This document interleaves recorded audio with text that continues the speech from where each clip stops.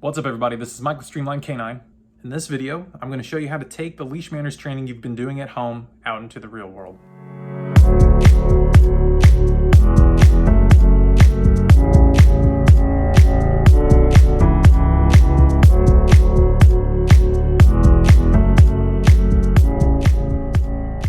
In step 1, we taught the dog to move with collar pressure instead of into it.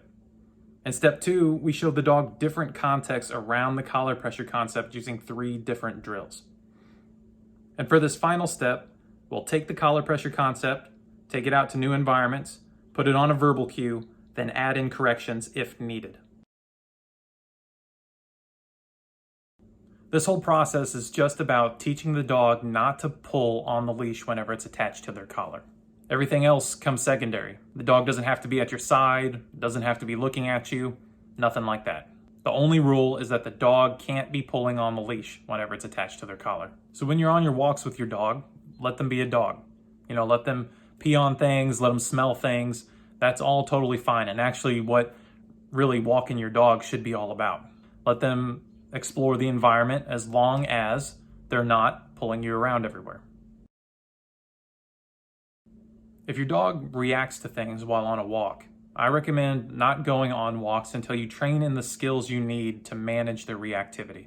The reason for this is that dogs get better at things that they repeatedly practice, just like we do, for better or for worse. In this case, if your dog is reactive to things while you're on a walk and you don't have a proper way to manage it, then you're essentially helping your dog, or you're allowing your dog to get better at being reactive. Instead of using walks for exercise, use fetch or tug at home if at all possible. Once you have some sort of reactivity management plan in place later on, you can reintroduce the walks.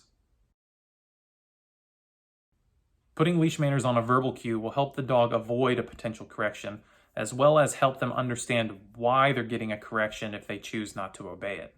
Teach this either in your training area or on a walk by allowing your dog to move out in front of you and wait for them to put tension in the leash. When they do, stop moving, say easy or whatever verbal cue you want to use, and apply tension back towards you just like we did in the stop and go drill from step 2. Easy. Easy.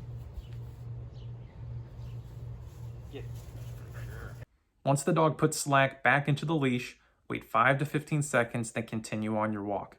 Repeat this every chance you get until you notice your dog puts slack in the leash themselves on the verbal cue alone. Easy.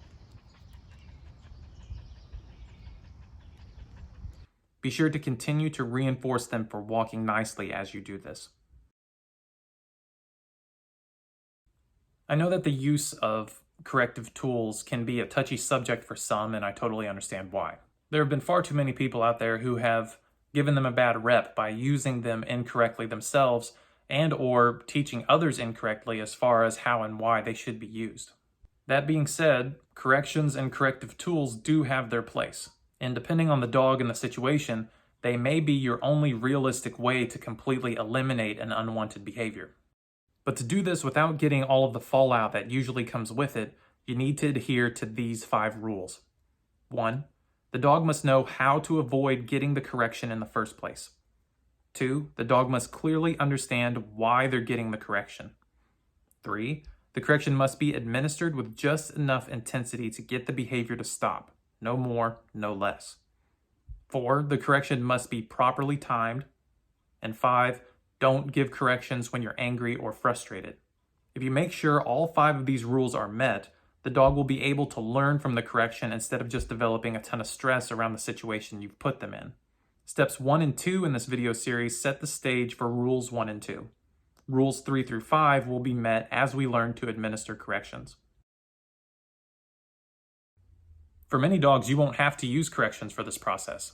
Simply being denied access to the things that they want for pulling while simultaneously being reinforced for walking nicely will be all that's needed for them to figure this out. But for other dogs, you're going to have to use corrections to completely get rid of the leash pulling.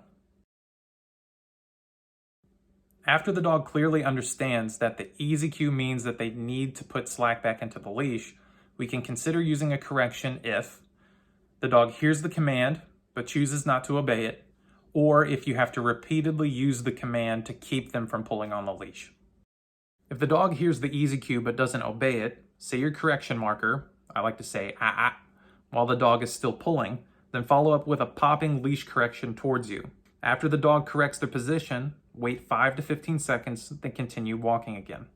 If the dog is repeatedly going to the end of the leash and you're having to use your easy cue too often, the next time they go to the end of the leash, say your correction marker and follow up with a popping leash correction towards you. Just like before, wait 5 to 15 seconds, then continue walking again. Be sure to give your dog more reinforcements during this process to really show them that it's worth their while to walk nicely. Then gradually go back to a more variable or random reinforcement schedule after you don't have to use the corrections anymore.